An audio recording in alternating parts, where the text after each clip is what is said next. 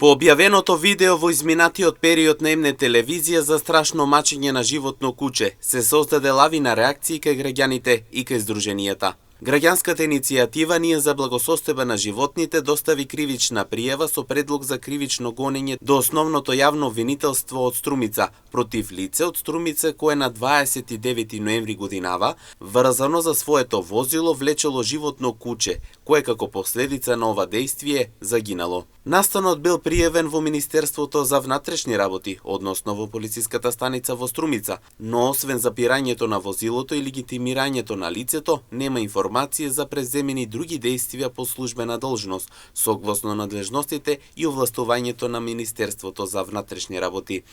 Во контекст на овие дејствија, од граѓанската иницијатива велат дека во нашата судска пракса веќе постои пресуда за лицето ѓд од Основниот суд во Гостивар, кое под исти околности влечело животно куче, врзано за своето возило пошто му нанело тешки повреди.